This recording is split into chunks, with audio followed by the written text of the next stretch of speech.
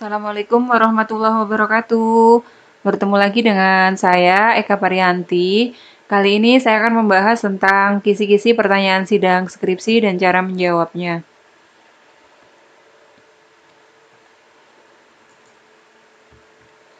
Pertanyaan yang pertama.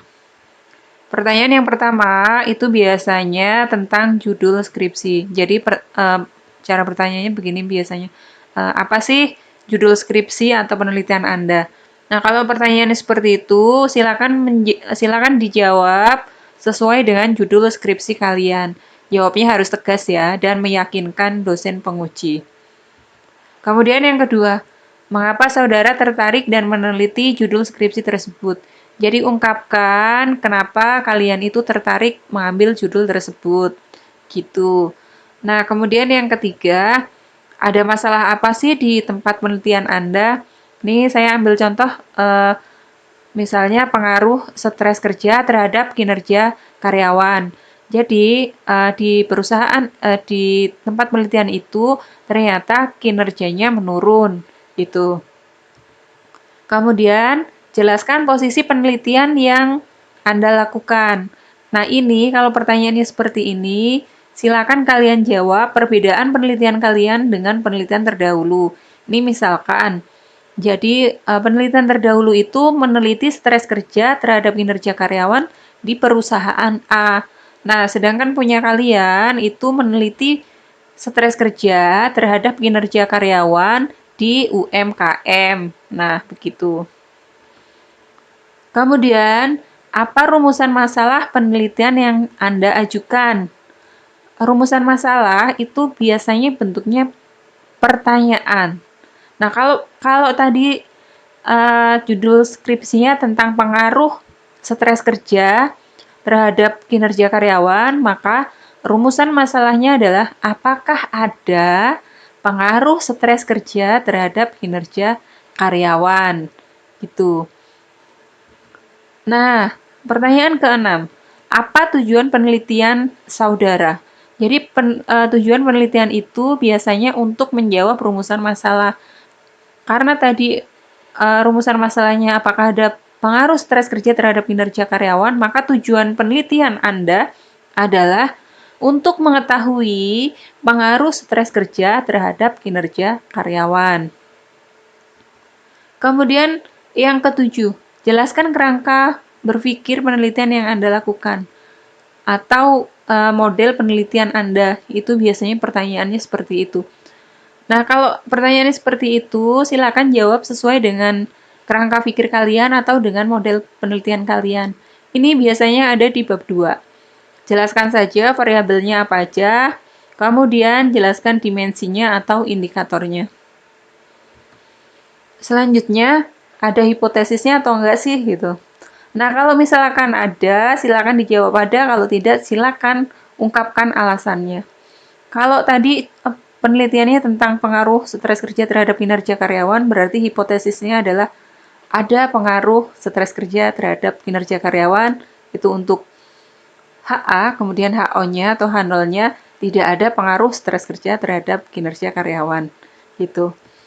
Nah, selanjutnya, jelaskan metode penelitian yang Anda gunakan. Jadi metodenya menggunakan apa? Menggunakan kualitatif, kuantitatif, deskriptif, atau apa gitu.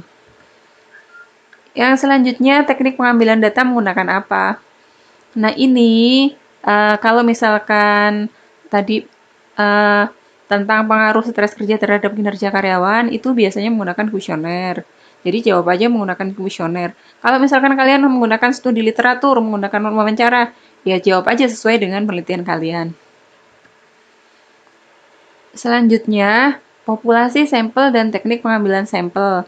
Jadi populasinya ada berapa, sampelnya ada berapa, kemudian tekniknya menggunakan apa. Itu pertanyaan beruntun biasanya. Nah, ini dijawab juga sesuai dengan penelitian kalian. Ini misalkan populasinya 80 karyawan. Ya sudah, dijawab aja.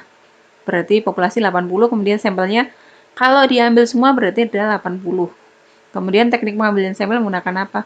Karena diambil semua berarti ini penelitian populasi. Selanjutnya, teknik analisis data menggunakan apa? Kalau kalian menggunakan regresi, silakan ungkapkan menggunakan regresi atau menggunakan korelasi atau menggunakan Nah, ini pertanyaan yang selanjutnya. Sudah dilakukan uji validitas atau belum? Jika sudah, silakan jelaskan. Kemudian jika belum, kenapa? Nah, ini pertanyaan sudah beralih ke bab 4. Kalau sudah di bab 4, itu biasanya sudah dilakukan uji validitas. Nah, silakan jelaskan cara menguji validitasnya itu seperti apa gitu.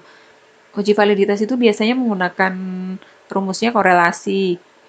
Nah, itu terus setelah diuji angketnya itu atau kuesionernya itu valid nggak sih gitu. Kalau misalkan ada yang nggak valid, jelaskan. Terus cara kalian menanggulangi ini kalau yang nggak valid gimana, itu juga dijelaskan. Nah, biasanya kalau nggak valid itu pertanyaannya diganti ya. Kemudian uji asumsi klasik sudah terpenuhi atau belum. Jadi sebelum kita ke hasil penelitiannya yaitu regresi dan sebagainya, biasanya harus ada uji prasyarat. Nah, ini harus terpenuhi ya. Jadi harus dilakukan uji dulu. Kalau misalkan belum, silakan ungkapkan kenapa gitu. Terus misalkan ada salah satu ujinya yang ternyata nggak linear nih, atau ternyata nggak normal nih, itu juga kalian ungkapkan. Uji asumsi klasik ini biasanya ada uji normalitas, kemudian ada uji linearitas, kemudian ada uji heteroksidas, dan sebagainya. Pertanyaan ke-15, ini jelaskan hasil penelitian Anda. Nah, silakan Anda ungkapkan hasilnya seperti apa. Kalau judulnya tentang pengaruh stres kerja terhadap kinerja karyawan, biasanya yang pertama itu hipotesisnya diterima atau ditolak. Kemudian hasil pengaruhnya itu seberapa besar, misalkan 50%.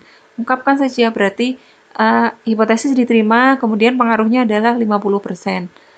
Selebihnya dipengaruhi oleh variabel yang lain, gitu. Kemudian pertanyaan ke-16, hipotesis diterima atau ditolak. Nah, sedih ya kalau ditolak gitu kan. Nah, jika ditolak apa alasannya? Ini ungkapkan juga, kalau misalkan diterima, diungkapkan, kalau misalkan ditolak, ungkapkan alasannya kenapa gitu. Kemudian yang ke-17, hasil kalian itu mendukung penelitian terdahulu atau justru beda dengan penelitian terdahulu. Ini kalian sampaikan. Jadi penelitian kalian itu beda nggak sih dengan yang penelitian terdahulu? Kalau misalkan beda, kenapa gitu kan? Mungkin ini misalkan kalau yang beda, ternyata ada perbedaan. Perbedaannya adalah karena kami di UMKM jadi beda dengan di perusahaan besar gitu. Terus selanjutnya kesimpulan. Kesimpulan itu biasanya sinkron sama rumusan masalah sama hipotesis. Kesimpulannya ini misalkan kesimpulannya adalah ada pengaruh stres kerja terhadap kinerja karyawan. Seberapa besar sih pengaruhnya? Nah, ungkapkan. Tadi 50% ya, saya ambil contoh. Besar pengaruhnya adalah 50%. Itu aja. Kesimpulan nggak usah banyak-banyak, cukup intinya aja.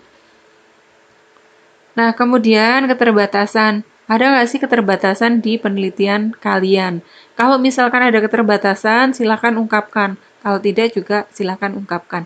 Nah, itu kurang lebih ada 19 pertanyaan yang secara umum gitu kan. Sebenarnya masih banyak lagi beberapa pertanyaan yang biasanya sama dosen itu pertanyaannya bertahap. Misalkan uji validitas, nanti ada reliabilitas dan sebagainya gitu. Nah, ini hanya umum-umum aja. Kalau misalkan kalian mau bertanya atau kurang paham gitu, boleh silakan berkomentar di bawah ini. Oke, demikian semoga bermanfaat. Saya akhiri. Wassalamualaikum warahmatullahi wabarakatuh.